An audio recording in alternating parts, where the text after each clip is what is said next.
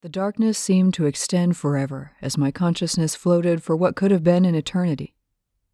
Finally, the darkness faded, and I was hit with a myriad new sensation. The grind of gears, the explosive push as pistons fired, the twist of screws, the stretch of springs, and the hardness of the inflexible plating covering me. The sensations were alien, but I still felt utter joy at existing and being able to feel once more. I tried to take a deep breath, only to realize I couldn't. I mentally panicked as my mind assumed that I was suffocating, but then I realized that I didn't have any sensations of pain associated with suffocation, and that I was actually okay. It took a moment to adjust, and then I remembered a characteristic of the metalman species. They didn't breathe. As the dark faded, a light in the distance grew slowly brighter and brighter until it filled my vision. There was a cacophony of voices, and while none were quite in focus yet, I recognized the blurry shapes of people moving all around me along with tables, chairs, walls, and a window in the background. I wished that I could see better, and like magic, words appeared in front of me. Readjusting visual centers. There was a small whirring noise inside my head, and the room came into focus. The people talking were wearing white lab coats and excitedly gesturing toward me. I was confused as I realized just how short the people were. They only came up to my waist and had heads that were just a bit too large for their bodies, with larger than healthy ears and bulbous noses. The word gnomes floated to mind, and I realized that was exactly what they were.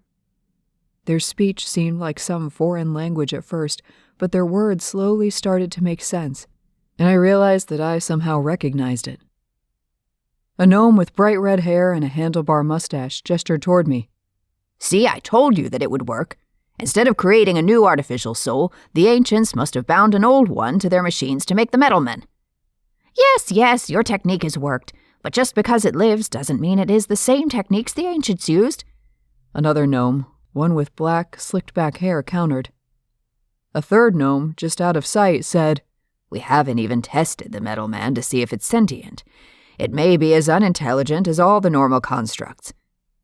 The only female among them sighed tiredly and then spoke up loudly to interrupt their conversation.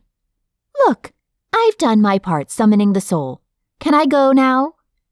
The others barely registered the question before waving the short woman away. She quickly moved toward the door, a brief flash of curiosity appearing across her face as she glanced back at me, before she turned away and left. I tried to speak, but found that I couldn't. I could only turn my head left and right and move my fingers and toes, but that didn't mean that I was without my wiles. I tapped on the metal table with my finger. Tap, tap. Tap, tap. Tap, tap. The steady sound caught the gnome's attention. Their arguing stopped, and they looked at me. "Can you understand us?" Tap. "I think he just said yes," the redhead said to the other gnomes. "No, Tanomi. It's likely just some random movement. I still think our research should shift back to artificial souls," the gnome with the slicked-back hair said. Tap, tap. "Ha! He just told you no, Nomarad." The other gnomes smiled at each other and started to fire off questions while the black-haired one sulked silently. It took a while, but through a series of yes or no questions, I was able to clarify that I could understand them, but that something was wrong with my voice.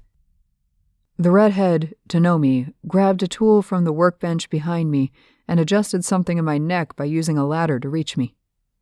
There was a crackling sound and an ear-splitting whine, then another adjustment to something in my neck, and a quiet, low hum. "Okay, now try to speak, friend," Tanomi said. "Hello, world," I said with a deep, synthetic voice. A small chuckle escaped my, well, not lips, but voice box. I thought the phrase would be appropriate since it was the first thing most programmers learned to code.